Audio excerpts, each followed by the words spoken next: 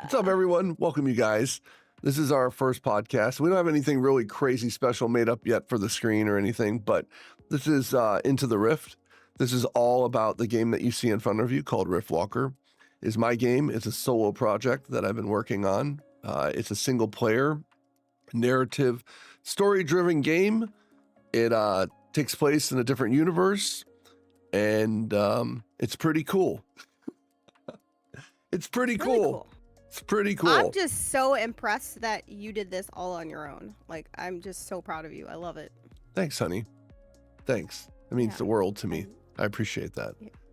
Of course. Like, I'm so proud of you. And I have to say, and a lot of people might not know this about you, but you are literally, since we've been together, what, 28 years? I don't even know how long we've been together. 28 years. Yeah. You never stop.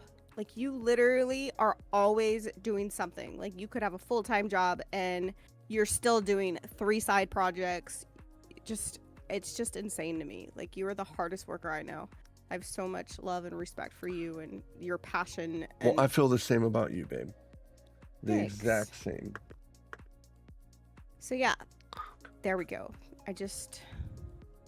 We're making it into a Love and Chaos episode. No, I know. I was like, what are we doing here? I'm going to start crying. My gosh. But yeah, you guys, welcome. This is called Into the Rift, and we're going to go in depth into the game itself. Actually, today's episode is going to be really just explaining just everything about the Patreon, why we did the Patreon, what the Patreon's about, what the tiers are about, stuff like that.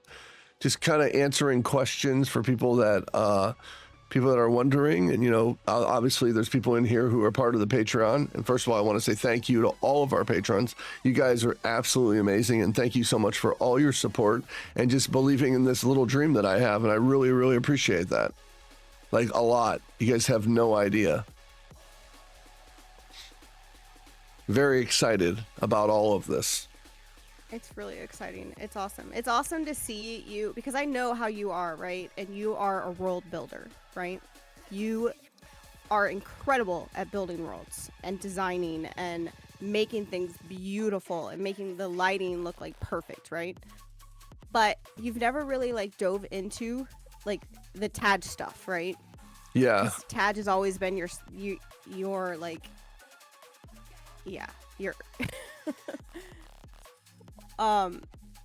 he's just your side dude. Side dude, I should say that.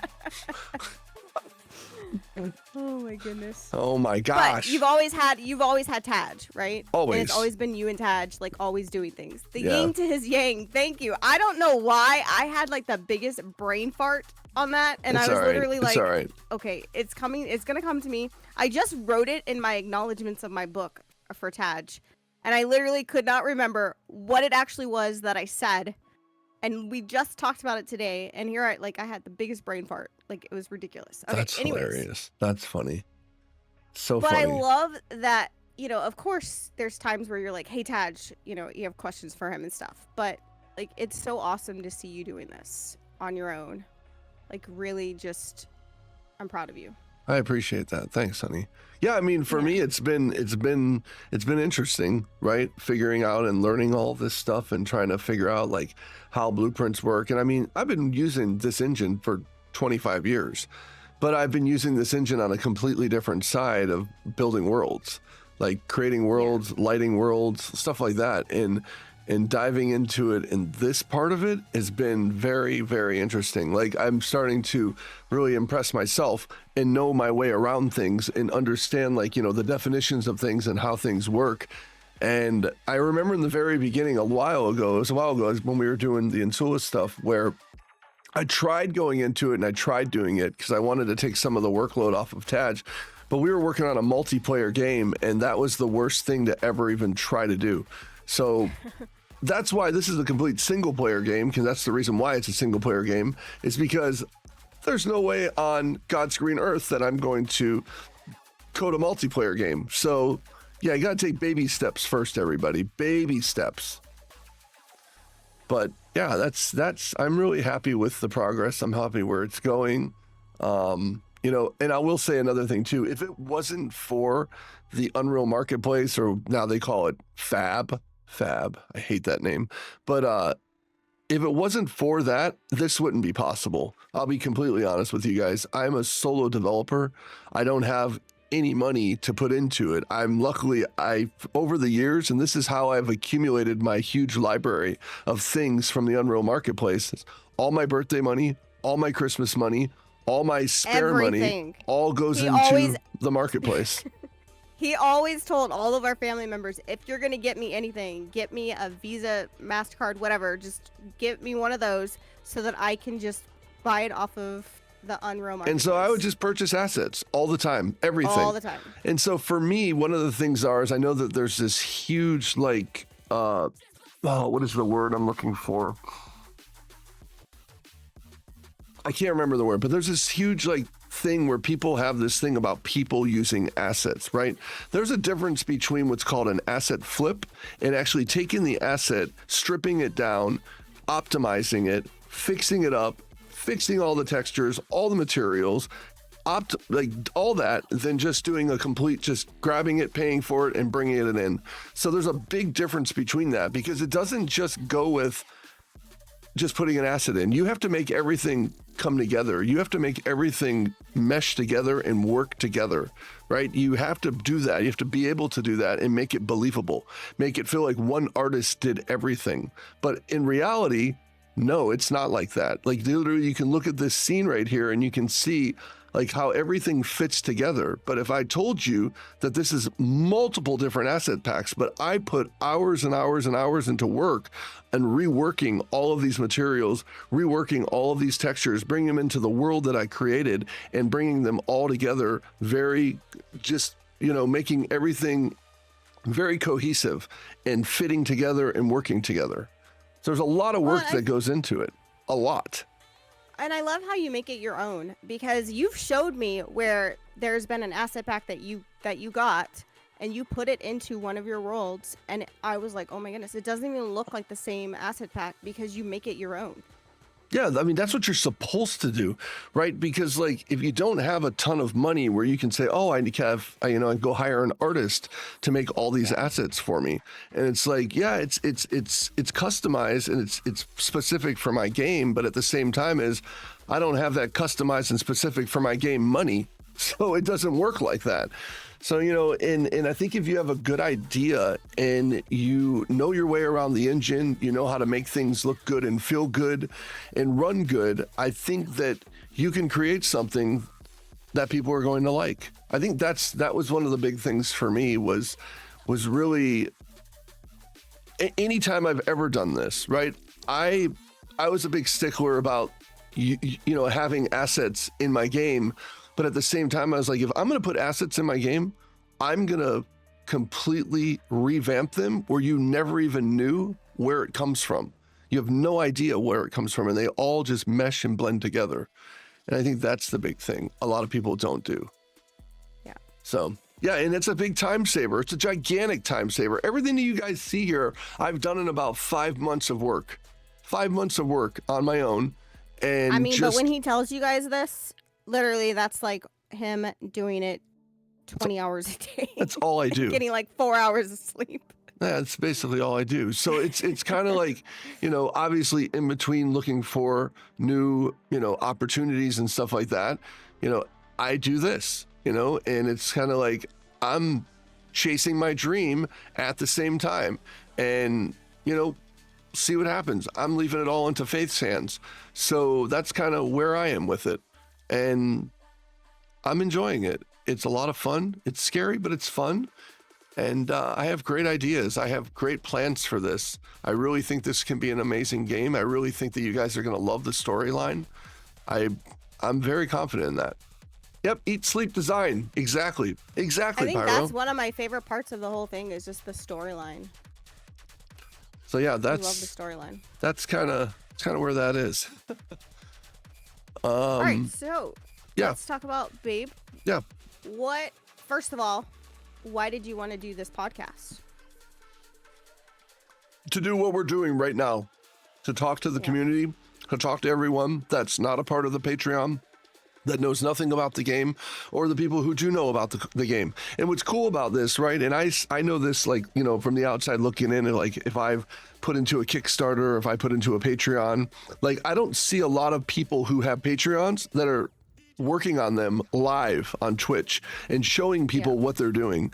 And when somebody purchases the Bounty Hunter, when somebody supports, I don't want to say purchase, supports with the Bounty Hunter tier, I can instantly fulfill it for them right here. I can literally go over to the graveyard, we pick out a tombstone, we put on an epitaph, and boom, it's done. You're forever in the game. Like for now on, once the game ships, that'll be there.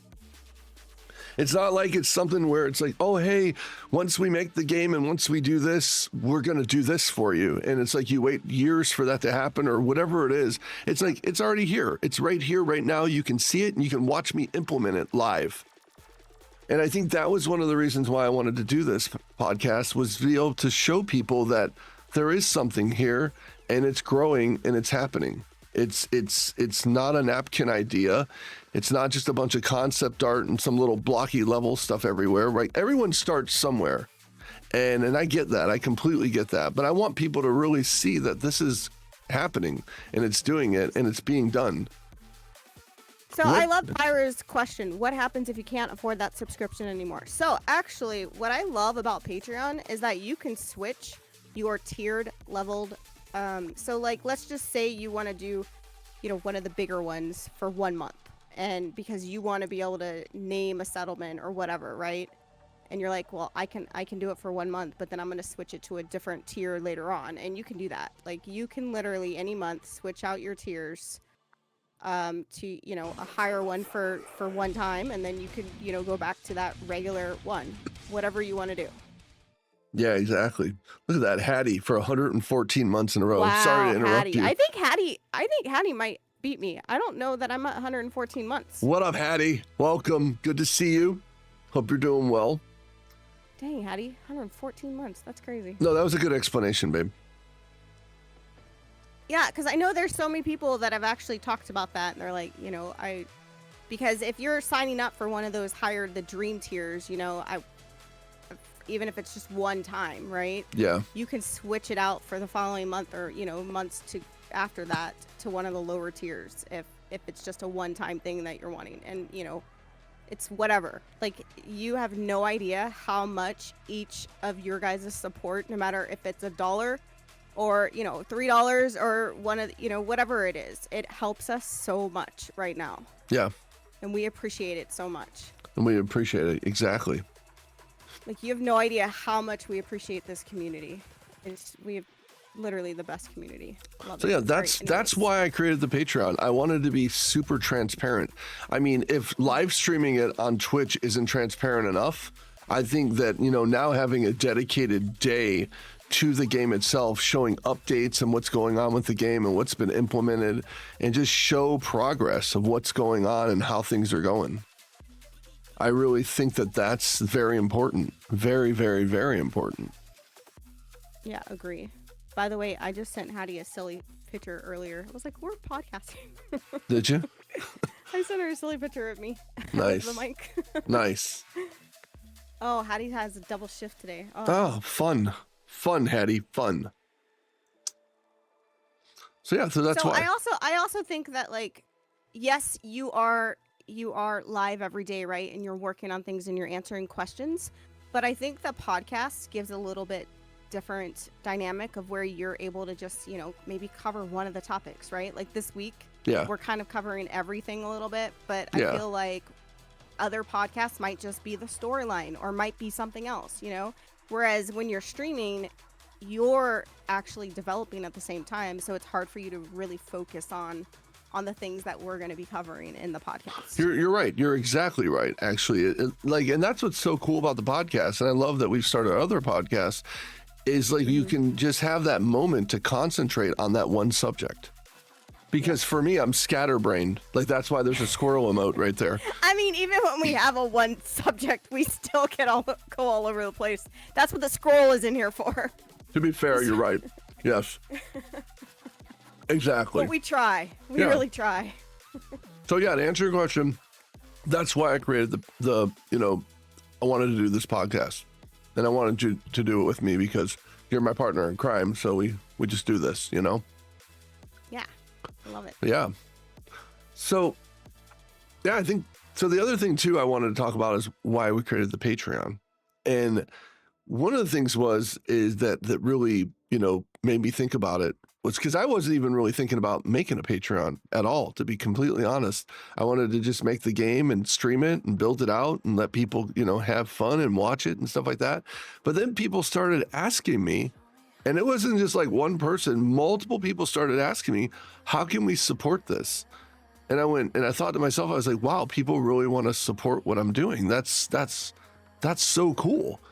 And so that's why we really decided to do it, is to also, on top of that, for people who are supporting it and really, you know, really want to support it, I want to be able to give back and give you something that you can have in the game that a lot of games don't let you do, that a lot of games don't have. And I think that it's really cool to include the community that helped support the game and give them a permanent mark in the game.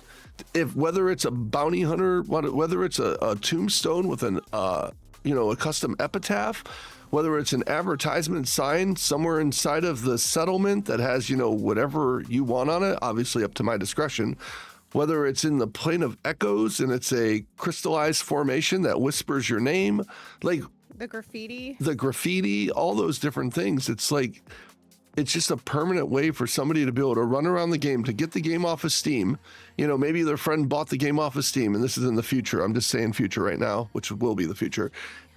They get the game off of Steam and they're playing at their buddy's house. They're like, hey, dude, I actually was on the Patreon for this game. My name's in this game. They're like, no, it's not. Yeah, it is. Go over to the graveyard and check it out. You're right. It's on the gravestone. Like, to me, that's so cool to do. And so that was memorializing like family members. Yeah, you know, even that. I was going to get into the more somber stuff, babe. I wanted to talk about the happy stuff first. Or but like a funny, witty quote. You're right. Like you're right. whatever it might be. You're right. I mean, and also the other thing too is immortalizing a family member.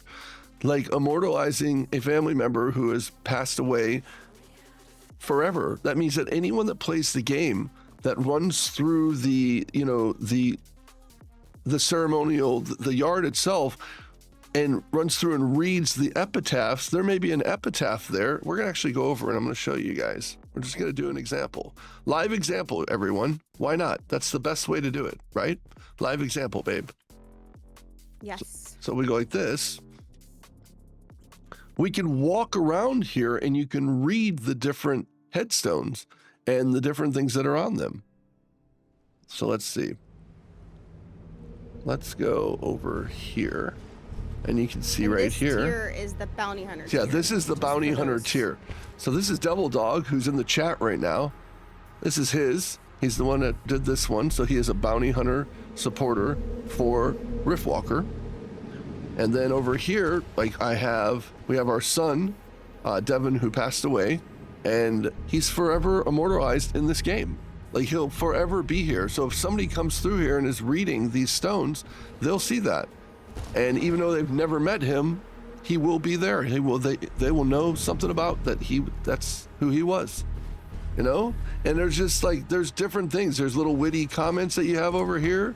And then we come over here, we got Pyro, who's another bounty hunter tier right here, who's in the chat. This is Pyro's, you know, and then we come over here and we have right here, this is in memory of Kathy Hall. And that was Heather's aunt.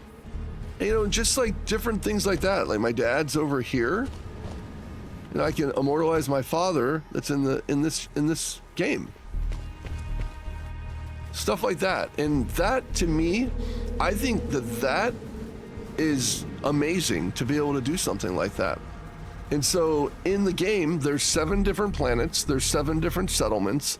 And on each settlement, there's going to be a ceremonial yard like this where you're able to, you know, get one of these and put what you want on it. Put your epitaph on there, put a funny quote on there, whatever you want to do. Out of their grit, right? And they're going to help you. Jeez. But yeah, so that's just an example of like how you can do something. And and it's always there, and it gets implemented right on stream, right? As soon as we get it, if I'm live streaming, we're going to implement it super fast. It's not like you're waiting like, oh, I had to wait, 6 months to a year for it to even happen. Well, we can do it right now.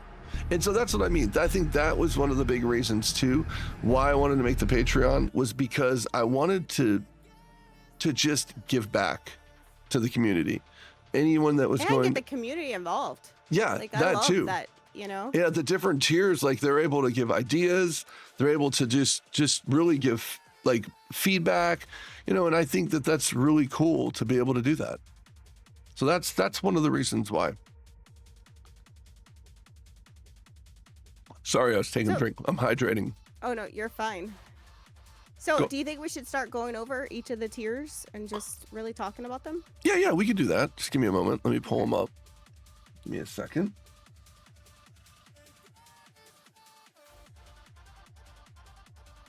Oh, thanks, Mom. Mom. I appreciate I'm so that. proud of him too. All right, so let me pull this one up here. I'm going to share this particular screen. Give me a second. You can keep talking, babe. Keep him busy. Oh, really? Yeah. Okay. That's why you're here. You're my sidekick. Oh, man. Yep. I gotta talk. Yep, you got to talk. No, but I think I love that there's so many different options for the tiers of just being able to support no matter how you want to support, whether it's just joining the Patreon and just being there and reading the posts that come in, and you can join for free. You don't have to, if you're not wanting to support, monetary support, that's okay.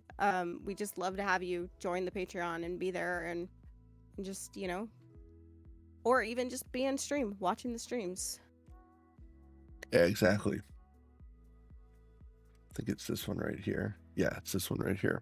All right, tell me if you guys can see the screen. Can you guys see the screen? Yes, we can see it. All right, cool. So what we're going to go into here is just kind of like, you can see like the different posts here. Now, this is a free account. This is basically, you can sign up for free. You can become a member of the Patreon for free. And if you decide, now or later to support it and at a different tier, that's completely up to you. But you can sign up for free, and you can get on there and you can read the different posts that are there and so on and so forth. So like, for instance, we'll go through, let's go into membership here, and we'll scroll down and you can see the different memberships. So one of the things, like I said, lately, a lot of people have said, oh, there's only 3 tiers, because they're not seeing that there's a way to expand your tiers on the web. On mobile, you got to swipe over. So a lot of people thought there were only 3 tiers, but there's 9 tiers in the whole entire thing. There's 9 tiers of support. And I'm going to go through each and every one of them and kind of explain them all to you. So Drifter is a $3 a month tier. Basically what it's going to get you is it's going to get you some high resolution screenshots from the game that you can't get anywhere else. All this stuff will be put basically, on the Discord. So the Drifter tier is the $3 a month tier that's going to get you into the actual Discord. Do you have a link to the Discord? Because that's a good idea for us to. Do I have a link to the Discord? That's a good question, babe. Hold on. Let me go Maybe here. little Ethan can post the link. Yeah, E, can you post the link to the Discord? Can you? If you're listening. Yeah, if you're not, don't worry about it. But what I was going to say was that that's the tier, the lowest tier that gets you into the Discord, into the community for support.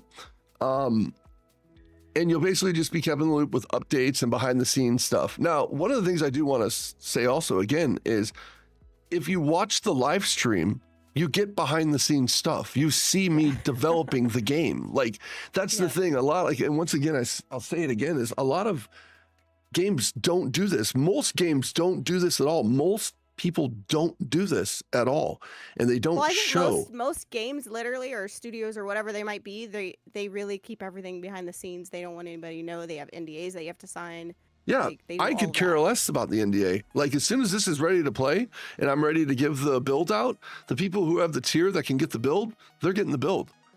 Our first tier is going to be for the build is the Street Runner. They'll get the first stable builds. But we'll go back to this one. What I was saying is that so you'll get behind the scenes updates on the Patreon. everything what's going on with Riftwalker. And then you obviously will unlock your Discord role, which is the Drifter role on Discord. So it's a sweet and it's simple, and it's there. Same with the next one, Street Runner. Street Runner is all the same. You get all the previous. So anytime that you purchase if you upgrade, right, to a different one, you get everything before that. That's how it works. You get everything before that. Now, you're obviously not going to get the Discord roles because you have the one that, the largest one that you've Whichever got. One you choose, yeah. So you can't just go through and just be like, I just want to be a street runner, but I'm a bounty hunter, right? You can't do that. But so with the Street Runner, you get the newest build. Basically the newest build before anyone else. That means the newest stable build. So when I start making builds and I feel like that build's stable, I will put that build out for street runners only. And obviously street runners and above will have that build, be able to use that build. And then you get, you'll get exclusive behind the scene tips, stuff like that. So I'm going to be posting different tips on things, on just like, whether it's world design stuff, whether it's lighting. And I do a lot of this on stream anyways. I show people little, tips on how to do things, how to light stuff, how to, when you're creating a world, how to do certain things, just stuff like that. So you're going to get that regardless. I think it's more of like just supporting you as a developer, honestly. I think that really is. It really is it. I mean, it really is. Because you're so transparent about everything and you share everything already that a lot of these tiers are just to support you, and they really are. And yeah, they are. And whatever you guys feel, whatever you feel in your heart and however you want to do that, it's completely up to you. We appreciate absolutely each and every one of you. So just keep that in mind. We just thank you. And that's why I wanted one thing to be very, very clear on these tiers. I wanted the thank yous to be super clear, because no matter what you're doing, no matter how you're supporting, I'm so thankful for it, because this has been a dream of mine. And I really, really, really I'm so thankful that there are other people out there that believe in that dream and that are supporting that dream. So just thank you. I can't say that enough. Thank you. So the other things that you obviously get the, I love it, blaze ahead with the Street Runner Discord role. Let's go, right? I love it. But that's marking you one of the first to see what's happening in the Rift, the first to be able to actually play the game. So now, go from here. There we go. The horses are up, babe. I just saw the horses. I love the horses. They're back. I saw the horses run by. I love it. They're back. The next role we have is the mercenary role. And you obviously get all previous before that. And now this one is a little different. The build that you get from the mercenary role is actually my build. It's the build that I have. It may not be stable. There may be broken things in it. It's just stuff for you to really play around with. Like really play around with and just see how things are going, how things tick, right? And it's just a raw build. There's nothing there. It's just what I'm working on. What you see is what you get type thing. So it's not like a stable build. It's a raw build. So you guys get the current build that I'm doing. You've definitely inspired me to start getting back into development again. Thanks for these streams. You're welcome, Gray. You're welcome. Aw, I love that, Gray. And then you can also, with the mercenary role, you can take part in exclusive polls regarding new features and ideas. So as soon as everything really starts getting going, we will start doing polls that are open to the mercenary role and above, the mercenary tier and above, and you're able to give your feedback through those polls. And then also your name in the credits after 3 consecutive months as a thank you for standing in the fight with me. Basically, after 3 months, you'll get your name in the credits with this particular role. And you obviously carry the mercenary Discord title. So you get to be a mercenary Discord title, which is cool too, So here's a surprise. I'm going to be completely transparent about this. This next tier is our most popular tier. And this is the tier that gives you the ability to have the tombstone with the custom epitaph on it. And once again, I just think that is really cool. I think it's something where you'll have, this is the first one that gives you the first mark in the game besides the credits. So I love this tier. I think this is an amazing tier. Yeah, I love the idea. It's so and then cool. there's also an exclusive Discord channel that's a private channel where we can talk. We can all talk and just break down things together, what's coming next, and just kind of, collaborate on features and ideas and plans before the public see it, before the public even know about it. That's another cool thing too. And then you also get that nice shiny bounty hunter Discord role. Exactly. That's the good one. And then the other one thing I do want to say too is like all in-game names and messages, obviously have to be approved before we put them on. And usually what I do is when you sign up for that particular tier, I will message you on Discord, private message you on the Riftwalker Discord, and then ask you like, what you want. There's somebody right now that we're waiting for them currently because they said it's going to take them a couple of days to figure out what they want on it, but we're going to basically put it on there for them. And it's in game. It's instant. It's not like you're waiting for something to happen. It's there. It's done. So yeah. Dave, I thought you have a couple that you have to do. I do. I have actually 2 to do. Yeah, that's what I thought. Yeah, I have 2. I have one that I know what they want on it already, but then I have another one that we're waiting for. We're waiting for Falcons currently right now. Okay, so this next one is the Riftwalker tier. So the Riftwalker tier is, obviously, once again, let's roll it out so we can see everything here. So now, basically in this one, you're going to get your name in the credits, and this is under a dedicated special thanks section. And then after 5 consecutive months of this tier, you'll be featured. Now get this. Now I want you to hear this correctly. In the game, there is going to be a system that is a randomized bounty system.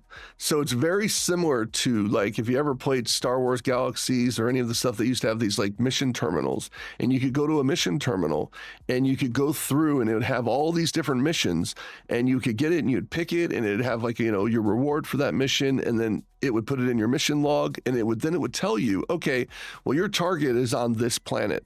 So what will happen is you'll get that mission from the bounty hunter terminal, and it'll tell you that your target is on one of the 7 planets. And then one of the 7 planets, when you get there, you'll have to triangulate where your target is, and then you have to hunt down your target, and there's 3 different possible locations on the planet they could be. So depending on your means of travel, depends on how long it's going to take you to get there. But you can take out your target, and each target will have a different classification to them. It could be a common, it could be a rare, it could be an epic, it could be a legendary target, so on and so forth.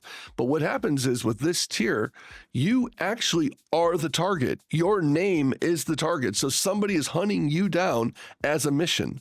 So think about that. Somebody will hunt you down as the mission. So that's what this one is. I feel like this is a pretty cool one. We'll see where it goes.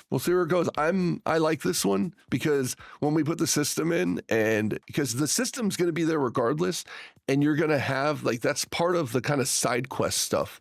You'll get side quest and stuff like that. But with the terminal itself, it's kind of like filler content. It's like, but in between a quest line or in between a side quest line, you can actually choose to do filler content, which is like, I want to go do bounty missions and figure out, hunting down some whatever it is, getting rewards from it, upgrades from it, all that good stuff. So that's going to be in the game. All right. So the next one, this is what I consider a dream tier. The Voidborn is a dream tier. These are things that, if somebody wants to come in and this is what they want to do, I'm so thankful for it. Thank you very much. In this one, this is recognition in what we call in the game called the Plane of Echoes. And I'm going to actually show it to you because it exists. And see, like I said before, this is the cool thing about being able to stream this and do all this in real time, because I can show it to you. We can actually go over to the Plane of Echoes and show you where it exists at. So for those of you guys that don't know like about video game magic, I'm about to show you some video game magic. So we're going to go over here. And a lot of this stuff is still under construction out this way, but we're going to go over this way. I'm going to show you guys the Plane of Echoes. So you would never know this unless I showed this to you. So here we go. We're going to go underneath here. We're going to go through here. And we're going to go up here. So this is the Plane of Echoes. This is a Patreon spot here, a Patreon only spot, where you'll be able to come in the game to the Plane of Echoes, and then on each one of these, there's these crystal formations right here, and this is going to represent a patron. So you'll be able to walk up to this, and this will whisper that particular patron's name. So it'll be like this, like very like echoey whisper, and the way that everything's going to look, just so you can see, let me go in here and show you. So go like this, and you're going to see everything from, these are the souls right here, but you're going to see everything from this perspective right here. And so this right here is what you'll go up to, and this will be the patron's name. It'll whisper the patron's name here. And then you can play with the souls too, because they like to follow you around. They're so right cute. here. I love it. I love how they like, you have to like, so the other day, this is hilarious.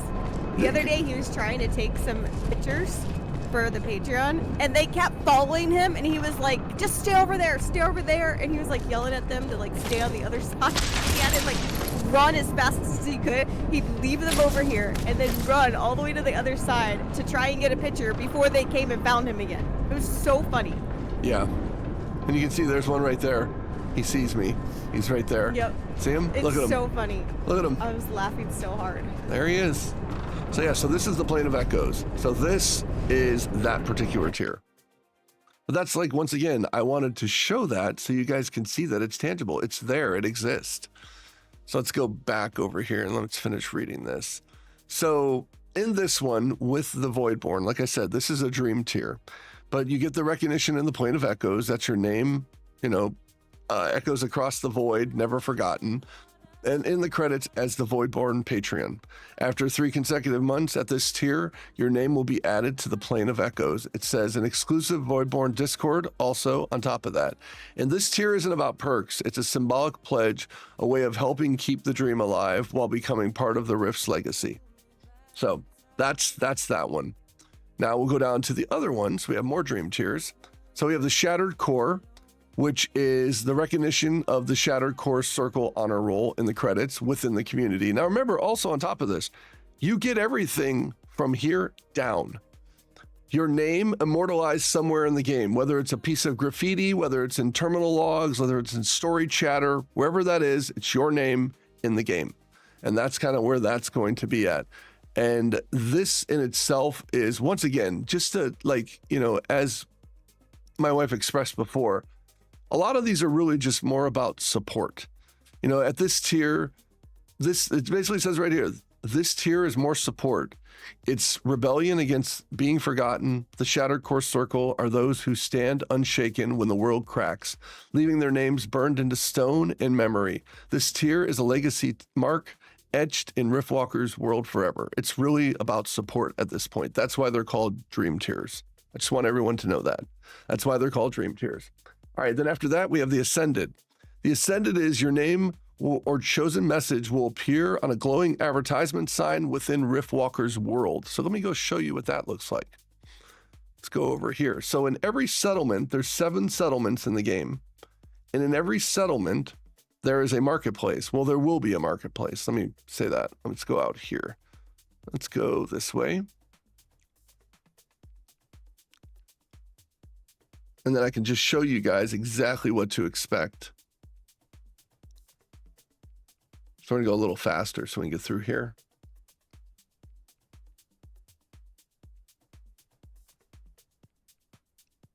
Here we go. Whee! Okay. So here, let's go. Let me slow down some. And this is just like I said, this is just an example. It can obviously be whatever you want it to be, but there's where it can go right here. This is just an example of where it could go. And it's just an advertisement sign. I can see a company logo there. I can see somebody's, Yeah. their avatar, like whatever. Whatever they want there. Like that's literally what can go there. And that's what's capable of being done. And there's many other things that can be done too. It can be on smaller signs, larger signs, whatever it is, it can be done. So it's just another way for somebody to leave a mark in the game permanently. All right, so let's open this back up. Okay, Let's go back over here, and that's the ascended role. So on top of that, it Well, says, and then if you do the ascended roll, you would get the shatter core roll. you get the shatter or core not the roll. roll, but You get the shatter rewards. core roll rewards, all that stuff. So you have the ability to really do a lot in the game, right? And once again, I'm going to say it again, and I can't say it enough. This is a dream tier, right? I've seen patrons, I've seen Kickstarters where people come in and do these things, and this is a dream tier. I'm not expecting anyone to do this or everyone to do this whatsoever. This is a dream tier. And once again, it says this tier is not subtle. It is the highest form of legacy inside of the Rift, your mark displayed in the neon glow of the city where no one can miss it. The Ascended aren't remembered quietly. They tower above the streets, woven into Riftwalker's world to see. This one right here, it literally, this level of support is overwhelming. So it's just all about really supporting the game itself. And that's why I wanted to create tiers at the different, I don't want to levels of what they are for everyone, for everybody.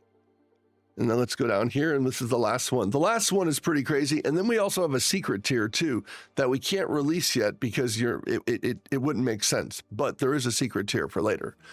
So this is the Rift Architect. This one's interesting. There's only 5 of them, and it's limited. And this right here, you get to actually help. So I'll read it off. You get to work alongside me to shape a Riftwalker settlement. So this is a Riftwalker settlement right here. So this is the settlement of Vartosa. So this is the Vartosa settlement on the planet Asakai. And so this is what I did. This can't be changed. This is my settlement. Like, this is the one that I created.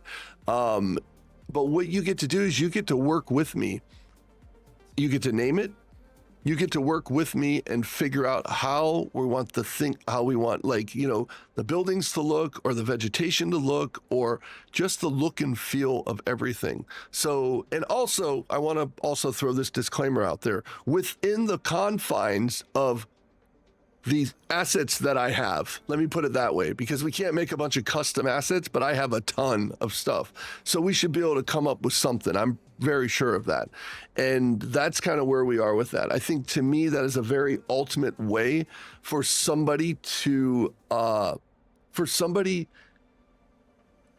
support, but then also at the same time, like, part of it, to really be a part of it, to be like, there's a game on Steam that I helped design and flesh out in this whole entire settlement, and I named it. It's like, it's my name. So that's another thing too that I'm offering in this particular Patreon for this. So there's 5 of those that are available, and when they're gone, they're gone. That's it. So that's it with that. But then on top of that, there's a secret tier.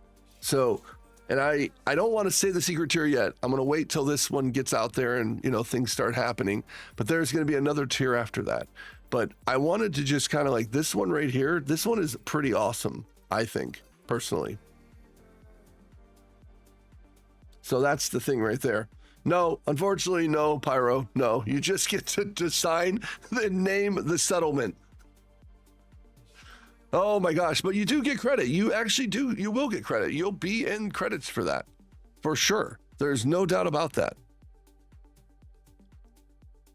Yeah, basically your chosen settlement name will live permanently in the game as part of Riftwalker's lore. All names and concepts obviously need to be finalized by me to ensure that they'll fit the world, but that is it right there. So that is a breakdown of all the different tiers. And once again, I'll say it again, like the other day, people thought there were only 3 tiers, but there's 9 tiers. So, like I said, tried to make it. Well, I feel like, the Patreon is for anyone, right? Like, you can do a free tier if that's what you want to do, or you can do, a $3, $10, $25, whatever you feel like you want to support. That you have no idea how much I know Ethan really, really appreciates each and every one of you just being here and supporting him, watching him. Just means so much. Yeah. I mean, it's very exciting, like super exciting. And I honestly, like to me, it's what's nuts about this. I'll be, once again, transparent. What's nuts about this is I started working on this, and it was more just a way to just keep my portfolio, like, Mm-hmm. like my skills sharp, right? The new things that were coming out for the Unreal Engine and stuff like that, learning Lumen, learning, nanite, learning megalites, and just figuring out different things and understanding like how things are going to work, right? And the thing is that it turned into something else. It was like I love bounty hunting. I love Bounty Hunter. I love everything about like The Mandalorian. I'm a huge Star Wars fan. Boba Fett, I grew up with all those things. And the thing is that but I've always had this thing in my head where I wanted to create my own universe. I wanted to create my own thing that, doesn't exist. And obviously it's got remnants of a lot of different things, right? And you're going to see that, like anybody, you're going to see that in a lot of things because there's so many things that have been established way before that. But like in the very beginning, this was just a portfolio piece for me to just show off my skill set and what I'm capable of doing. But then it quickly turned into something very fast where it was like I started really just feeling the character and feeling the world and being like, wow, this is a lot bigger than I thought it was. This is really cool. You just had a customer say Happy New Year? That's cool, Hattie. Hattie, that's funny. Somebody's lagging. Either they're lagging or they're running high speed, one of the two. That's pretty funny. So yeah. Oh yeah, nice, Gray. Gray, I could see you doing it. I could totally see you doing it. But yeah, so that's like, once again, for me, this is so exciting because this is something I've really wanted to do for a long time. I've made other games. I've been a part of many other games. And like, I wanted to create something that I feel like the story, like I love. And that's why with my wife, who's an author, she's amazing, who's on here with me. I'm talking like you're not even here, but she has inspired me so much because of her story and the story that she's been writing for the last 2 years. And I just think it's really awesome just to watch it unfold and this characters that she's creating, this world that she's creating around them. And I really wanted to do that. I really wanted to do that same thing because I've always wanted to do that same thing. But I've only done it like one-sided where it's like I just build worlds. That's it. I'm building worlds, I'm building environments, I'm doing this, I'm doing that. And my best friend would be doing all the programming or all of the coding and all the scripting or whatever it is.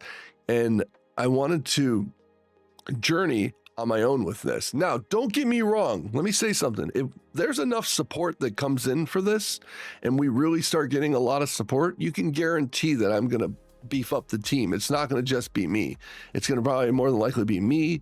It'll be my best friend. It'll be my son for sure, little E. It'll be another friend of mine probably. And like, that's it. Not a ton of people, but yes, if we can do it, we will do it. And they're amazing. They're so good at what they do. And, if it gets to that point, oh my gosh, that would be insane. And I would be, I don't even know what I would say. So shooting for the stars. That's what we're doing. Shooting for the stars. Right, babe? Shooting for them. Yes, shooting for the stars. And fun fact for those that might not know, Lachlan's character in the game is actually one of my characters in my book. And he loved the name so much that he's using the name. So there's an Easter egg for you guys. Easter egg. A little Easter egg. Sounds like something your sister would say. The Happy New Year. Right? Like totally off the cuff, right? So like the long-term vision I want to kind of talk to you guys about too is that like currently right now my goal is Web's so funny. She's like, I thought that name sounded familiar. Yep. So it's one of the main characters in my book. That's funny. So the long term is like right now, the goal currently right now is to finish the planet Asakai, finish it up, get all the rest of the bandit camps in, get the marauder camps in, the other different areas. Like I have so many, like, let me actually fly up here, show you what I'm talking about. So let's go over here and you can see like there's plenty of room for activities. Like we have so much room because if you look at this area over here and how large this area is, right, just here alone, right? And if you look at how much content is already over here in this corner, like there's so much room for activities. So I'm probably going to more than likely lean on the Discord. I'm going to lean on the tier that the people who can obviously give the feedback and really get ideas and try to start figuring things out. Like, okay, what do we want to do? Look, there's that texture problem. So like there's so much more to do here, but it's not that much more considering how fast I've done the rest of this. And then start getting on to the next planets, because we do have 7 planets. And, the long-term goal is obviously to get it out there, get it on Steam. I'll get it on Steam way before, obviously it's going to be finished or anything like that. So it will be on Steam soon. So be looking out for that, because I will have it on Steam and we'll be able to wish list it. That's one of my next goals, is to do that.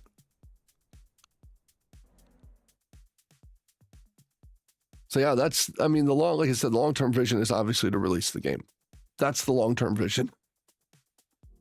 Webb, it has been a fun experience. I completely agree. It's been a really fun experience, because if you go look, and that's the thing too that's kind of cool, and I'm not sure how far back the VODs go if you haven't seen this game or anything about it yet. You can literally go back on my Twitch VODs, and you can go back pretty far, and you can see where I've created everything and started working on everything. Because it's all on here. All of this has been undone. The majority of every bit of this has been done on stream. I think that's another cool thing too, is just being able to do it on stream and people come in and, I think that's pretty neat. Yeah, Z, that's going to be the next one, dude. That's actually one of the next goals is Steam.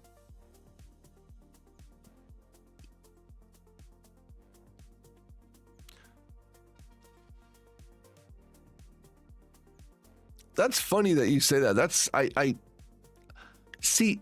Yeah, that's cool that you say that, Webb. That's one of the things that I like to do. It's one of the things that I like to do is I like to make it to where, like, anywhere you look, it looks good. It's like a screenshot. It's so beautiful. It really is. It's gorgeous. And the 3D sculpting, like ZBrush, like with like ZBrush Pyro.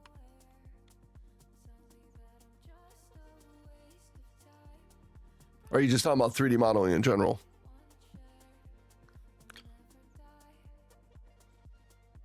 Yeah, ZBrush. Nice. Blender. That's what Little E does? Yeah. Yeah. All right. So, babe. Little E's like an expert in Blender, right? I don't know. Yeah, he's really good with Blender. He's really good with Blender, and he's really good with Substance Painter. Yeah. And Z, our nephew's really good. Mm-hmm.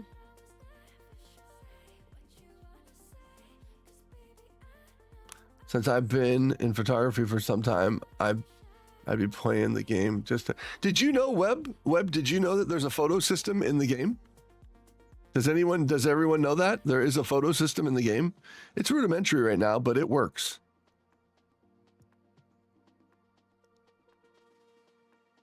You didn't know that? I could have swore I showed you guys. Really? Yeah, there's a photo system in the game. Watch. That's how you've been getting a lot of your photos. We can go like this right here. Video? Yeah, and so like I can break away, I can free the camera like this. Go around the player like this, here. And then we can say, let's go here, and we'll toggle the grid on here, like that. We can change the POV. So let's go here, and we can change the field of view. Like so.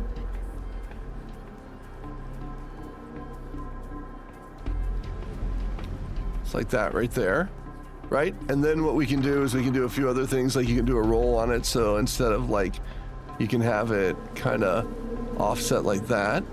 And then we can take this right there.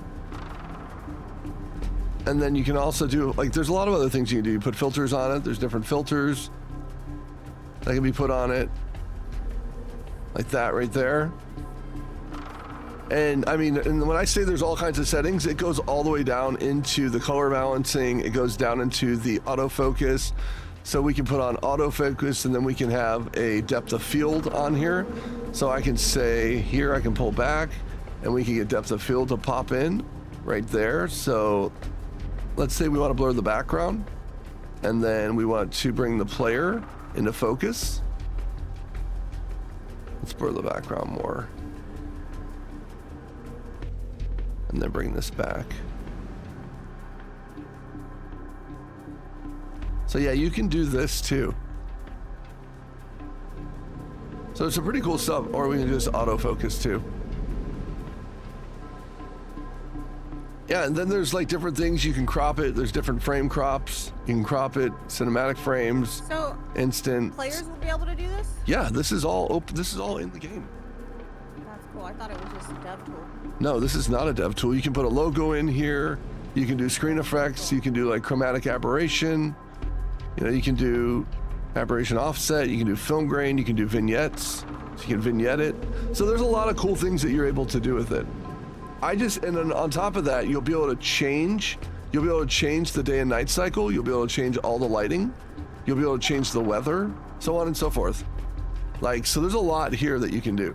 And I wanted to put something in there like that just because, like, I think, like, for me, one of the best times I had with a game was in No Man's Sky, and just using the whole camera system with No Man's Sky to just take pictures. And the thing for me when designing something is I want to create art constantly. So I want my whole game, no matter where you look, to look like an art piece. Hey, what's up, Erica? Welcome. Good to see you. Hi, Erica.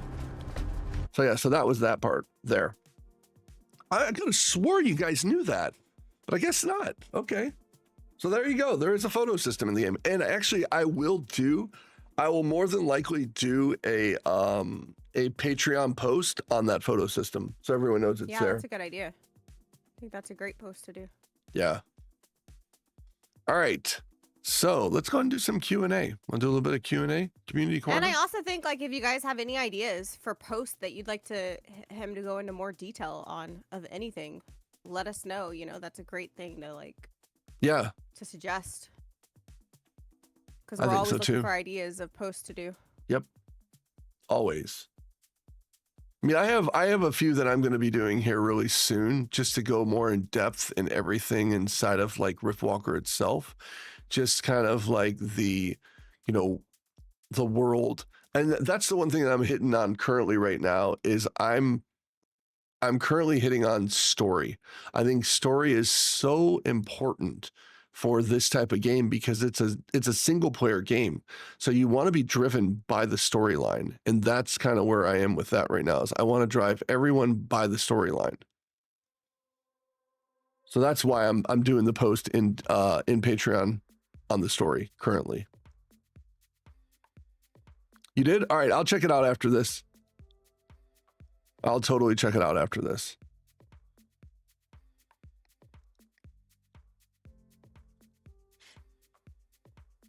So yeah, I'd love to hear if anyone has any questions. Yeah, does anybody have any questions on the game? Anything. Seriously. On the game, on the Patreon, anything. Anything. Would love to hear from you guys about, you know, what your thoughts are, what you guys think of, you know, like the direction it's going. Do you like the look and feel of the game? Like I'd love to hear your feedback too. Because there's like 31 of you in here, so somebody's got to say something. Like seriously, somebody has to say something. Don't be quiet. Say something. Moving forward, once you are done with this world, what are you going to work on next? Once I'm done with this world, I'll be working on the next planet after this one. Not here, you left? Nice, Devil. Nice. Devil. Thanks, Mom. When are you starting another location? As soon as, so you mean a location on this planet, Pyro, or another planet? What's up, Zen? Welcome. Hi, Zen. Planet. Planet, as soon as I'm done with this planet. There's a few more things. I have some questions that may be meta, so I'm going to just ask them a little. Why don't you can ask them now, Gary. I don't care, dude. Ask whatever you want to ask.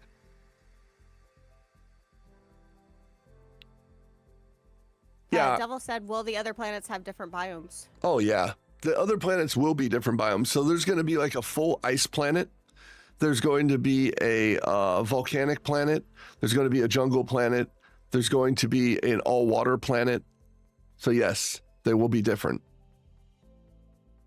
Pyra says, I feel it'd be fun to see a full A to B of the next planet. Yeah, there will be. There will be. The next planet will be all vegetation.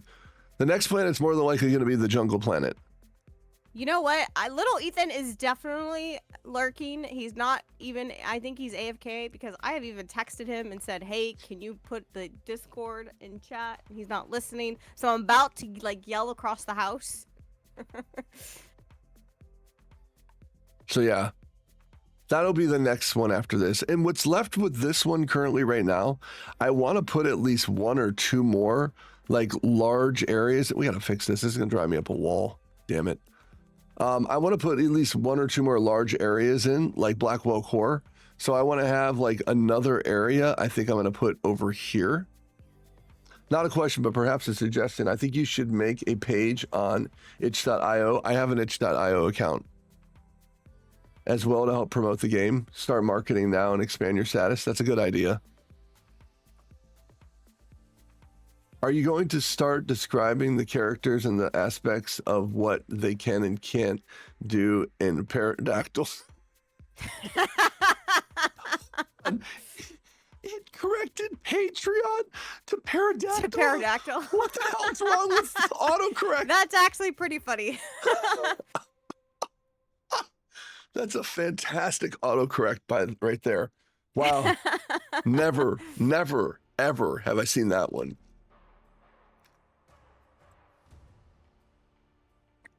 Yeah, Gray says at least get some eyes on it from fellow indie devs. I agree. But yeah, there's going to be like two larger areas, just like Blackwell Core, but something out here maybe. And I think I might do like the oil fields, like some type of fields where there's like drills and you've got these massive, like these things right here, these massive structures, like steam coming out of them. And there's going to be like this kind of like, all this sand right here is going to be like black rock, and it's going to be all kind of like just jagged area, and it's going to be maybe like fissures and stuff like that on this side over here. So it's going to be like an oil, like almost like an oil drill, but it's not going to be oil. It'll be something, you know, that goes with the lore of the planet. If you had to give a game rating, what would you rate it as? If I had to give my game a rating, I'm not good at rating games. I think it'll be fun. I'm very, what is the word I want to say when it comes to something like that? Damn it, babe, I can't think of the word. Like, I don't really rate anything, honestly. I can't really give my game a rating because I think it's fun right now. No, like, and babe, like rated M for mature and stuff like that. Oh, rated M. Rated M. It's going to be, it'll have blood. It'll have a lot of blood. You'll be killing people. But other than that, that's really it. There's not going to be a lot. And there's a lot of the killing itself. Erica, I was wondering what that was. Sorry. Oh, that's nice, Erica.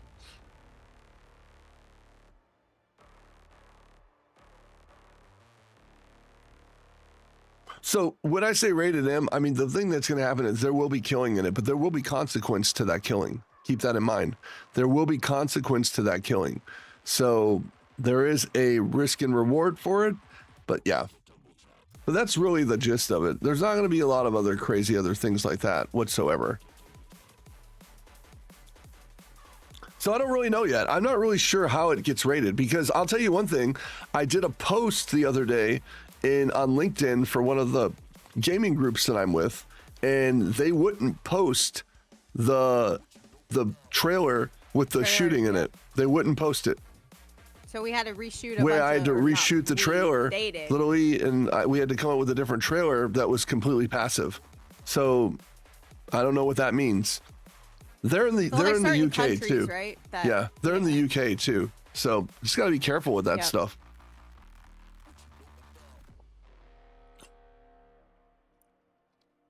More than likely, 100% more than likely.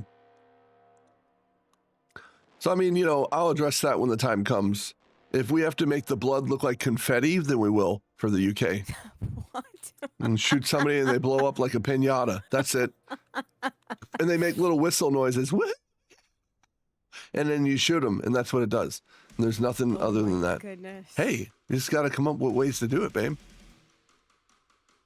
Oh, that would be fun. Yeah. So, yeah, that's a thing. That's a thing.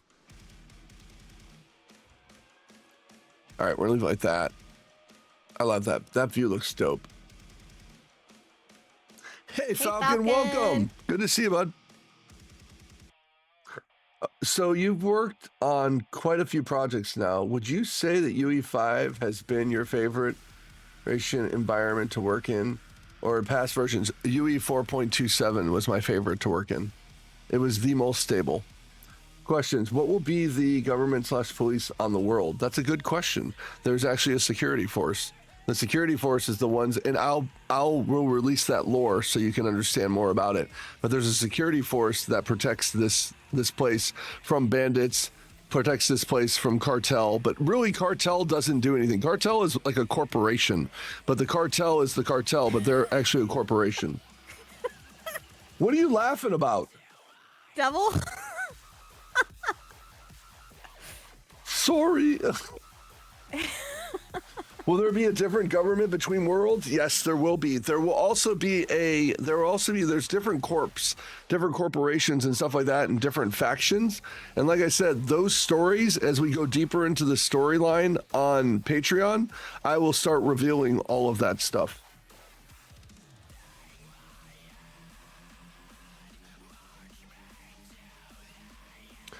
So the different planets will be different planets. It's their own jurisdiction. There's no real universal rule.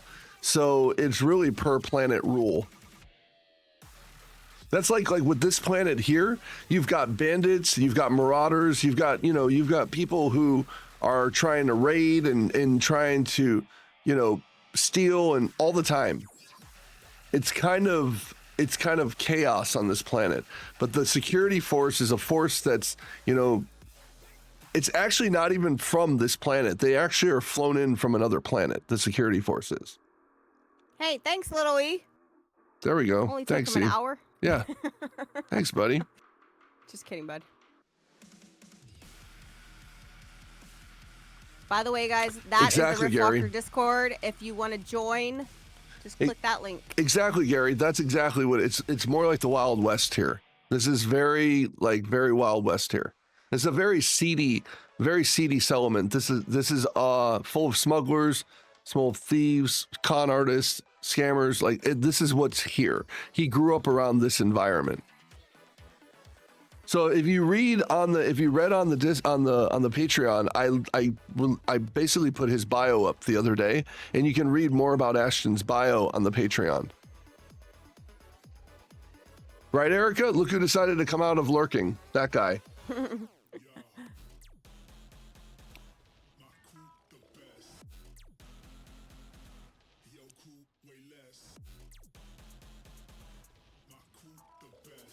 Suggestion, get your domain set up and then set up a subdomain that goes directly to Discord.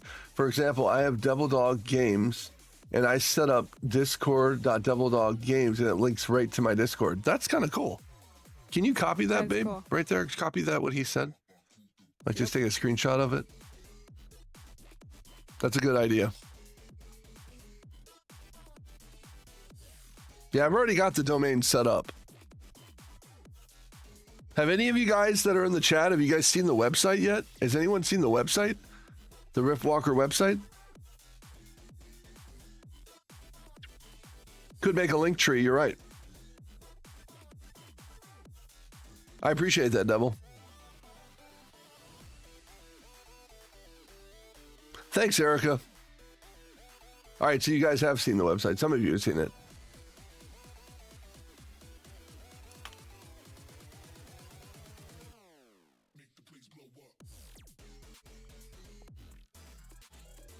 Yeah, the website is just to kind of just show people the game itself. There's not really a whole lot on it. I mean, there's Like, not a you lot know. on it when it comes to like the story. There's a small description Yeah. of the game itself. Oh, you've only seen the Patreon site page? Yeah, if you go to riftwalkergame.com, you'll go to the website. That's where the website is.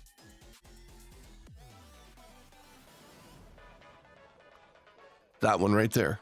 Nice. Actually, I'm gonna pull it up and let's share it on screen, babe. Yeah. Let me do that. Let's grab, let me go to... Forgot that you could do that, huh? Yeah, I can do that. Let's go over here. Pull that over here. All right. Here, I'll put the website up so you guys can see it if you haven't seen it yet. Here's the website here. So you can see it's just a simple, it's got the trailer playing in the background. It's blurred on purpose. But if you scroll down, you can see what's Riftwalker. Got some cool screenshots. Got stuff about the Patreon here, the Discord here, about me, and then just some screenshots here, you know, stuff that it's kind of put in here so people can just get an idea of kind of what the game looks like. Some development shots. Like old and new shots, stuff like that. And also a sign up. But I wanted it to just be clean and simple and minimal. Like it was just like, it needed to do what it needed to do. It's very simple. It's very clean. It's to the point.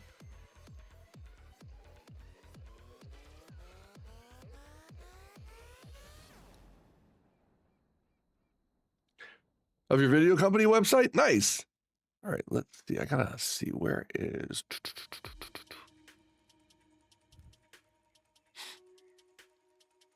So does anybody else have any questions? Any other questions? Any of you? Anybody? Bueller?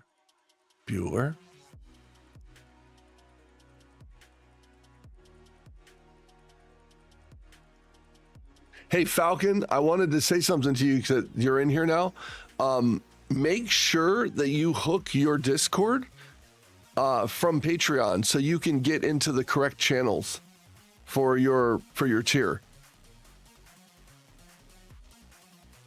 How long do I think it'll take, Z? And honestly, it depends on the support, Z, to be completely honest. Wait, there's a character question? Where is the character question? Oh, so is Mrs. Luckwin being added to the game as a character? Funny story about that. She's actually going to have her own planet with her own settlement. Everything on it. So there might be some cool stuff in there. With the various some really cool stuff corpse in the game, will there be a Night City-esque planet where it's a major trade hub? There actually is not going to be a planet per se. There's going to be a space station. There's going to be like a space station city.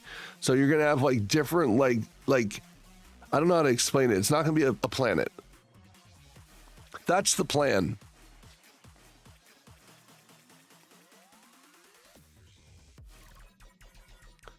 And depending on the planet and the planet's organization, then yeah. All right, bye, Erica. Have a good one. Thanks for being here. Thanks for coming by. I know it's not gonna be like the International Space Station. It's gonna be a lot bigger than that. It'll be more like something you'd see like in Star Citizen. Yeah, it's gonna be pretty sizable. No, not really Death Star. And let me explain something too for those of you guys who are wondering. There's two types of travel. There's three types of travel because you have a vehicle too. You have bikes. But there's interplanetary travel, interplanetary, which is here. So if I went up to this ship, this doesn't work right now. This will work soon. But if I go up to this ship, if I've discovered any of these pads right here in the world, so there's another one over here for testing purposes. If I've discovered any of those, I'll be able to basically use that as a teleport piece to teleport from one area to the other. So then if there's something over here that I need to get, I can do the interplanetary travel, which will take me here. Same size with this right here. So the other one is planetary travel, which there's only one port on the settlement. And so if we go to the settlement, and depending on like the size of the settlement and the other planets and stuff like that later on, will obviously depend on like, you know, where it travels, where they go and stuff like that. But for this one, there's one port right here that they come in. There's actually two, but this is a private port over here. There's another port right there, but that's a private port. And so this port right here, once you get through like all the quest lines and stuff like that, and you actually get clearance to leave, then you can leave this planet and go to the next planet. And then eventually you'll be able to go to all 7 planets, and that's where you'll be able to hunt down like all your bounty targets and stuff like that.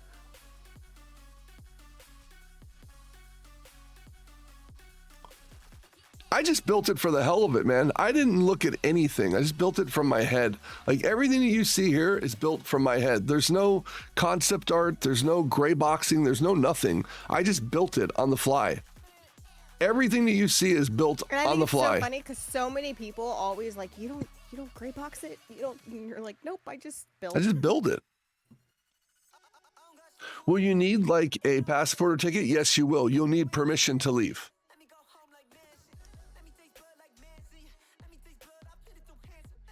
I want to make sure that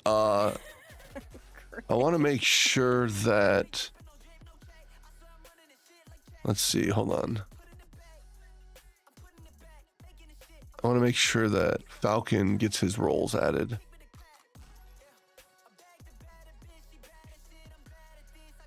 Will there be a base system for players to have some R&R? Yes, actually in this one here, you're from here. This is where you live.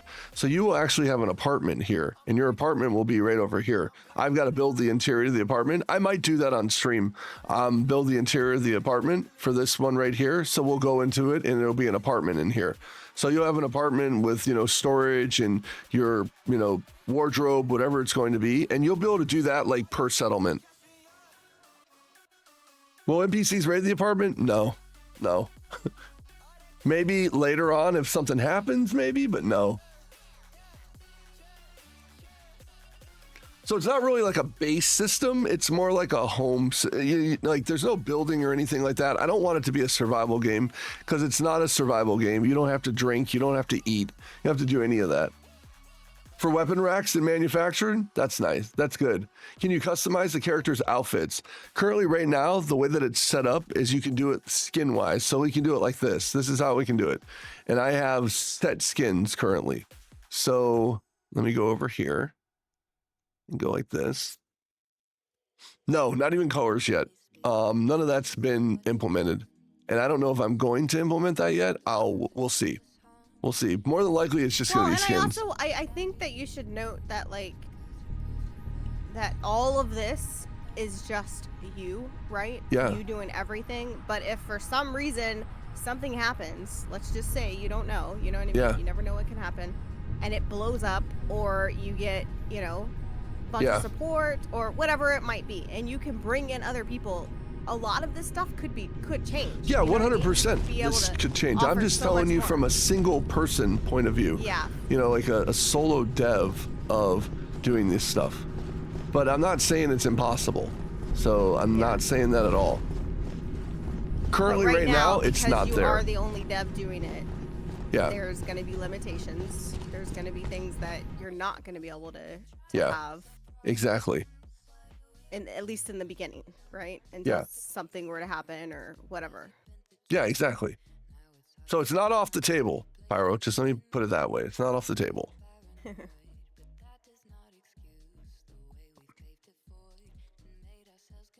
So you're a sucker for weapon racks and manufacturing. How many characters and skins are available? Currently, right now, Web, I have... Hold on, let me go into my thing here. I currently have... And this is, I can make as many as I want. But right now I have, let's see, 12. So currently right now there's 12 different skins. Right now there's 12. They're just not hooked into the new system that was made today.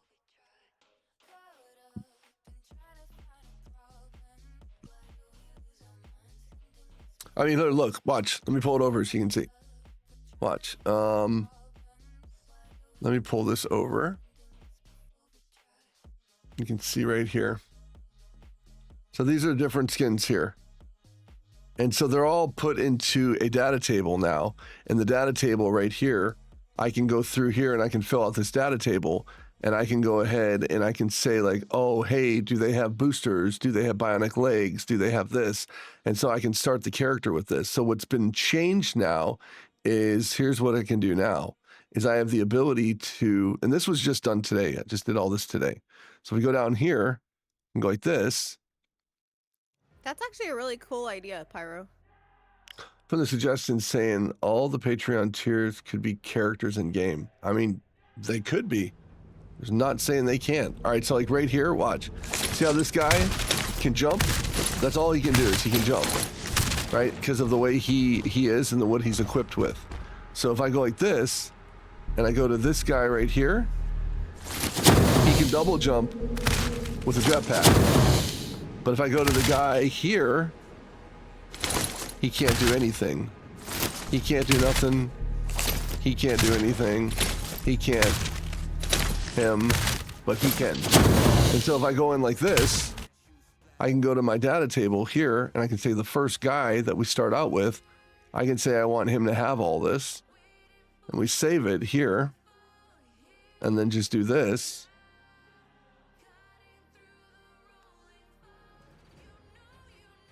So I wouldn't do it for all tiers, Pyro. Those would be higher tiers because those are custom pieces in game. And so like this one right here, watch. So now, see how he's got the jetpack now? Before he didn't.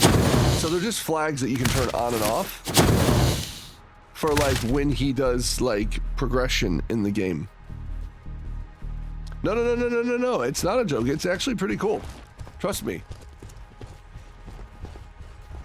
I think it's a really cool idea. I'm not gonna, I think it's really cool.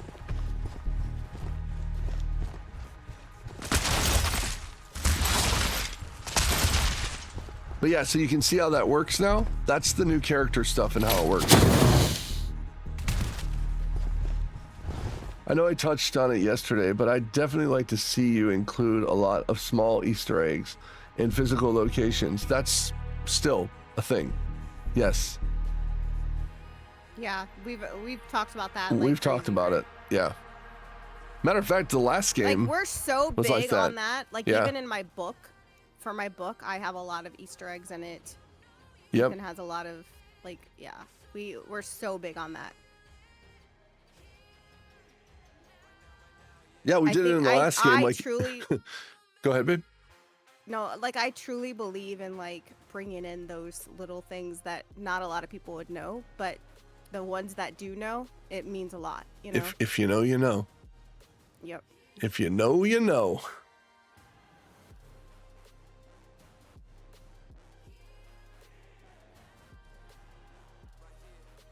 Yeah, no, Pyro, I think that's a great idea. Matter of fact, the next one that I'm going to be working on is, so one of the main quest lines that you're going to do in the game, there will be a part that takes place in this building right here.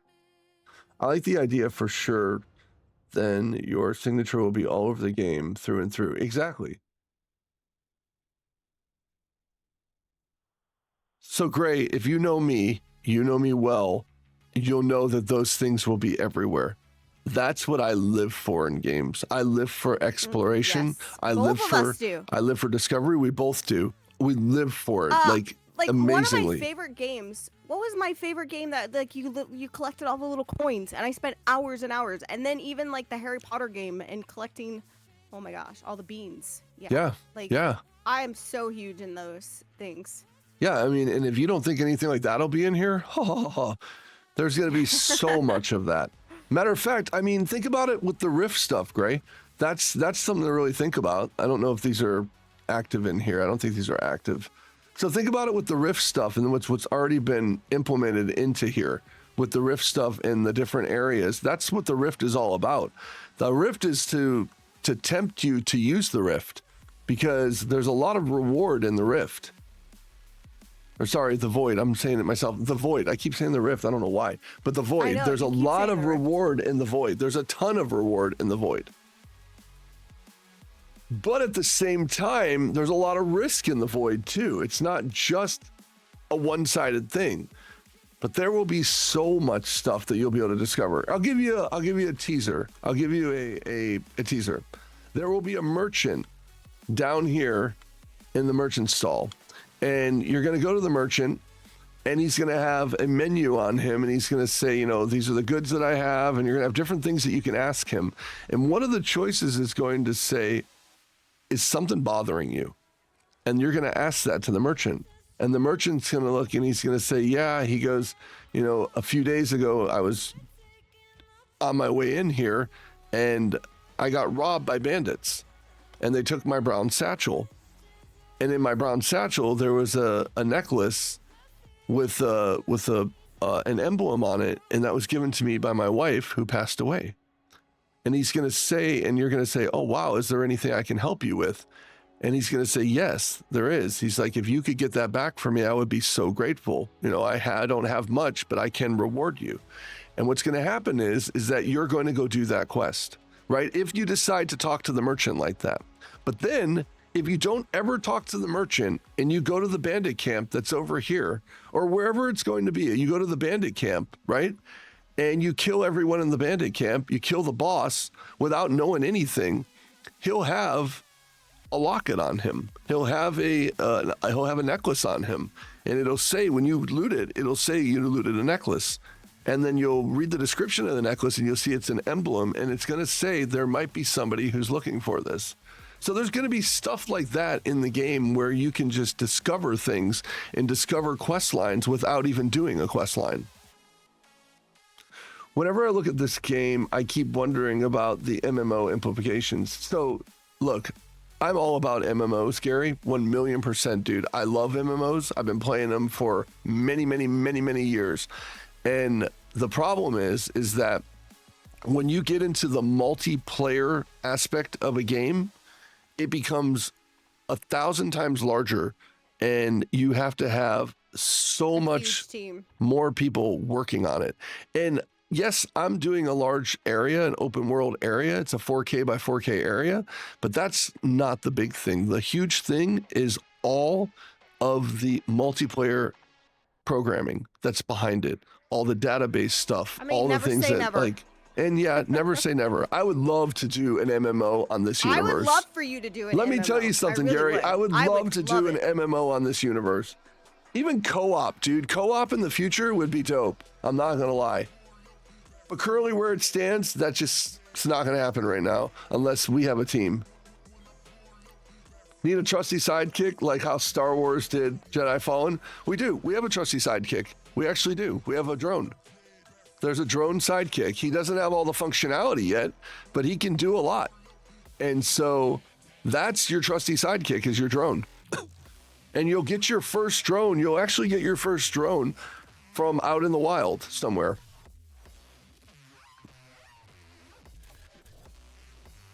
So like right here, you know, you've got your trusty sidekick, which is your drone. So we bring the drone down and you can obviously interact with the drone. You can take the drone over like so, and now you can use the drone and the drone can shoot. The drone has the ability to shoot, move around. It has the ability to move in. It'll have the ability to take pictures. It'll have the ability to mark targets. You'll be able to send it up into the air and it'll scout out and find your bounty target for you, depending on like where you're at and how close you are to them. So yeah, there will be stuff like that. And then on top of that, obviously he has different visions. He's got night vision. He's got thermal vision. He also can use void vision, which is another ability in the game. So there's a void vision and you can see right there. It sees right through everything and you can see everything right there. So that's pretty cool. So there's a lot of really cool things that you're going to be able to do with it. So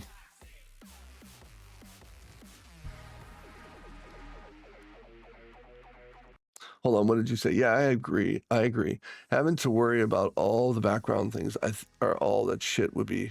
It would be. It would be awesome for a future thing. Trust me, I am so about that. It's not even funny.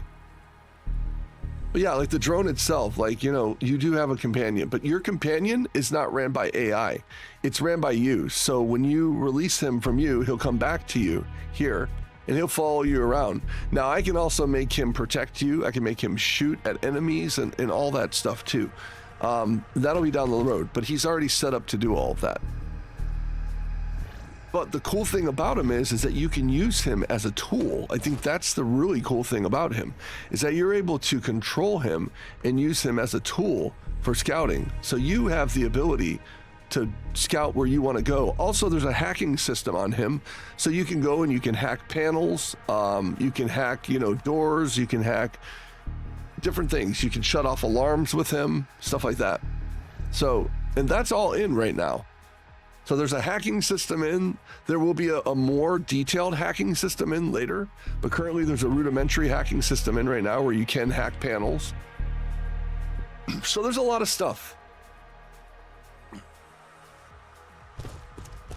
And then if you watch closely, we'll see him come back. Let me see where he's at. Babe, you have problems finding him, right? He's right there. I'm gonna actually leave it. You can see that little dot right there coming at me? That little dot? That's him. Nope. Look, right here in front of me. Right here in front of me. Look. I see it now. That dot. I see it now. Okay. And see, he'll eventually just come back to us. I mean, remember. And then he'll follow us around. The stream is lagged too. Oh, yeah, I know.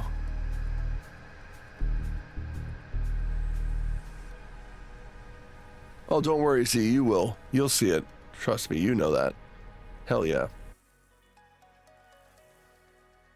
So yeah, I mean, I think it's so awesome to see all of this and see how much you've done and like just. Oh, I haven't even process on it. Hold on, let me go over here. I'm so impressed. And I'll show you guys another rudimentary system, so you guys can see. All right, let's see.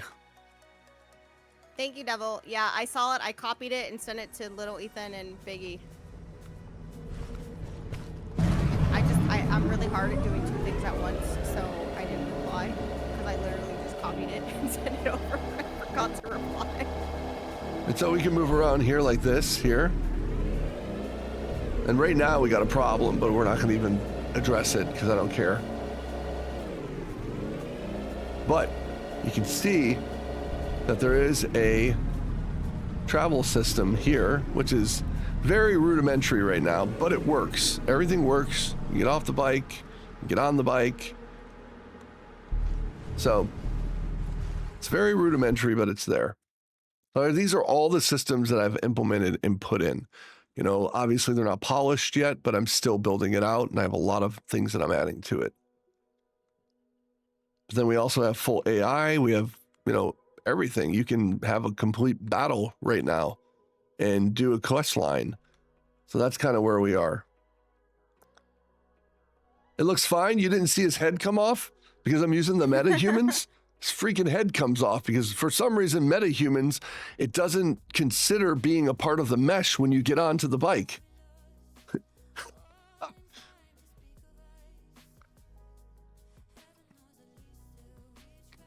We ignored that. You ignored that? Well, thank you. Thank you, everybody, for ignoring that. All right, cool. So, nice. Falcon got his roll. He's just extra flexible. He is. He's extra flexible. All right, cool. Falcon got his roll. I was making sure. I wanted to make sure he got his roll.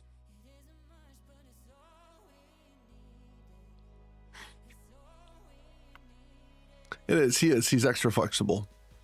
So yeah, I mean, that's the gist of it, you guys. That's where we are with Riftwalker.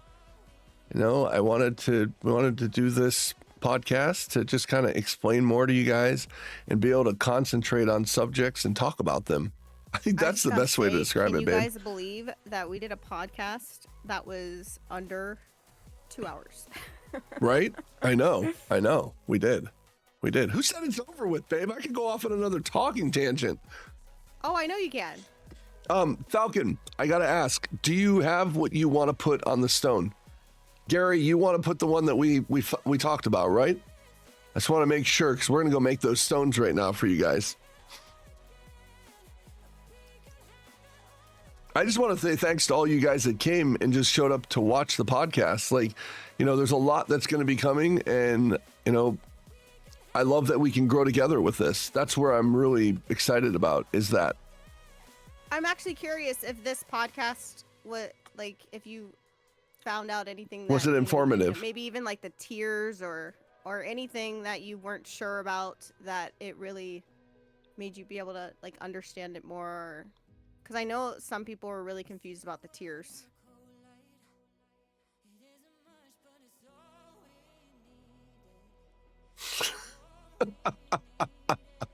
I know, Gary. I know, Gary. I know. I'm laughing at Gary's.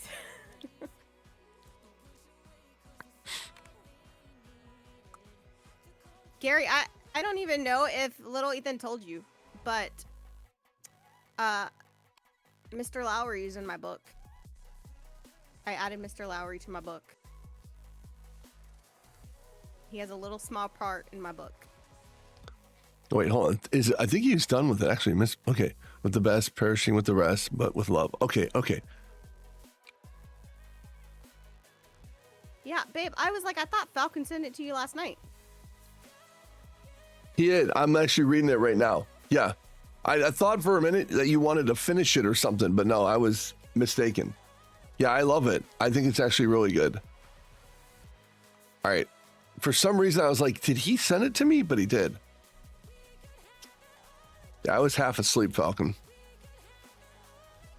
All right, so let's go ahead and do this. Let's go ahead and come down here. Okay, so Falcon, where would you want it at, and what stone do you want? Tell me the style of stone that you want. So we'll look at these right here and just tell me which one you want. Tell me what style you want. Oh my gosh, can we slow the camera down, please? Thank you. Okay, there you go. Out of this one, trying to make us dizzy, guys.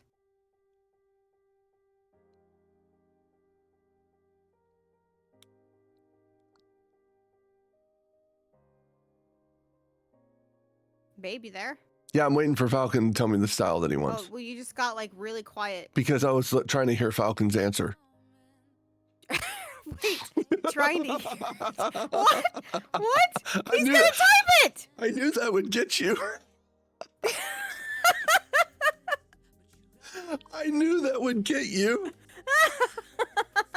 I know. I did Tuesday. I was like, hello, are you there? Oh, so good. Oh. Oh my god. I really hope that this is not a serious stone and we're all like over here laughing.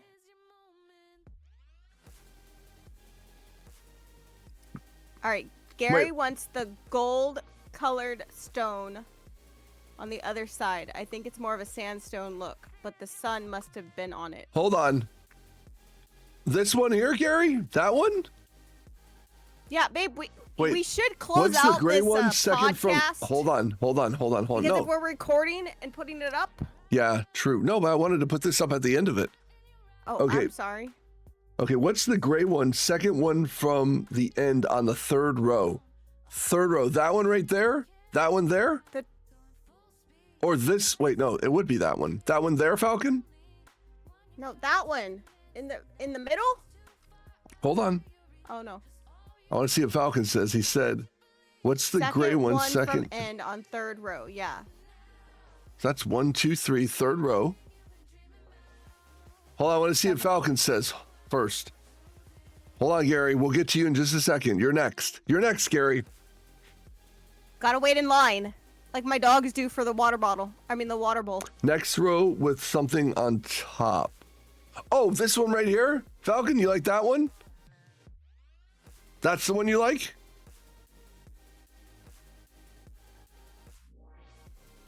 Here, let's go over to it. That one, right there?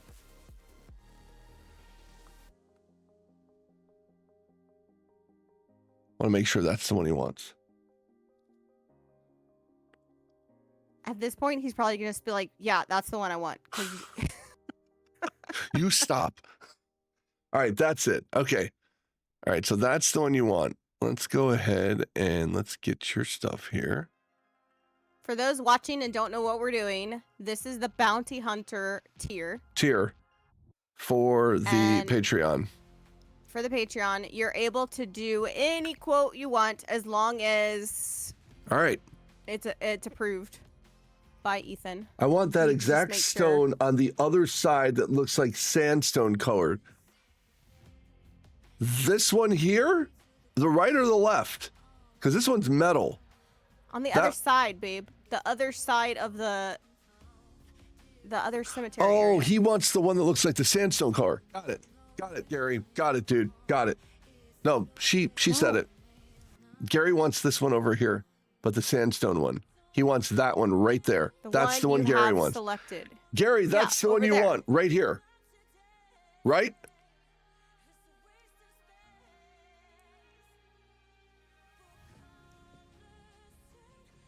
See, I told you it was the other side. Yep, that's it. Yep, I figured. Okay, all right. So let's do Gary's now. We did it. It is that one. Babe, you're such a squirrel. Hey, you stop it. You're not. I'm just. All right, we're good now. We got it all sorted. All right, so now you guys ready to see what they say? You guys ready to see what they say? Right? Why was this so difficult? Really? Why was it so difficult? I didn't think it was that difficult. You made it difficult. I didn't think it was difficult at all. Everybody raise your hand if you thought this was difficult, please. I don't think it was. All right, so you guys, here we go. All right, so here's Falcons. Misbehaving with the best, perishing with the rest, but with love. I love that one. I love it. That's awesome, Falcon, right there. That one's Falcons. And then let's go get Gary's. You guys, you're gonna have to put a different mindset on for Gary's. Look at Gary. Gary raised his hand. I see it. Gary's hand is raised, okay? Webb said yes. Webb's hand is raised as well. Anyone else want to raise your hand? Babe, you want to read Gary's? It's on screen. Babe, you really think I can read that? Okay, you want to read Gary's? It's on screen. It says, come here and get a Japanese ham sandwich ride. No.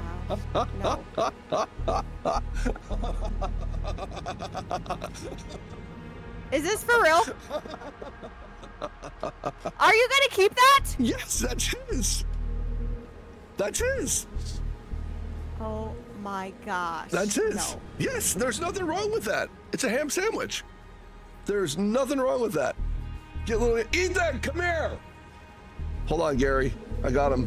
Oh my goodness.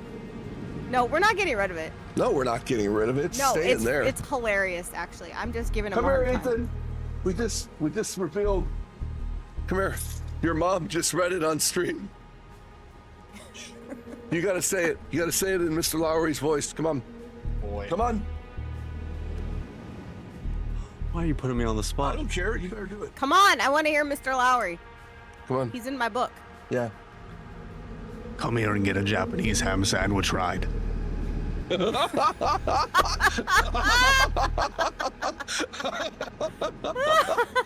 Let's go. So, if you guys, Don't know.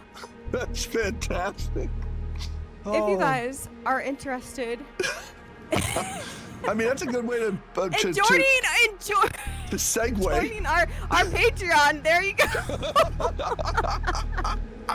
That's a good segue too. By the way, Little E is launching his GTA roleplay server because that character that he just did is his character from GTA roleplay, one of them, and they're launching their roleplay server on Friday. So there you go.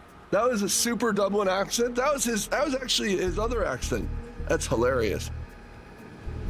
But yes, this is a great segue into come join our Patreon. We love you guys. Fantastic. So good. That was so good. But first of all, I want to say thank you. So much thank you to Gary and to Falcon and to all of our other patrons. You guys are absolutely amazing. Thank you so much for supporting us on this journey. We really appreciate you. And there you go. Your mark is now in the game forever. It is now in the game forever. So that means that anybody that gets this game off of Steam or whatever, they're going to read this and they're going to wonder, what the hell is that? That's all they're going to wonder. So congratulations. You've now confused people. I love it. I love it. So yeah, that's the end of the podcast, babe. That's how you end a podcast. That was awesome. That was awesome.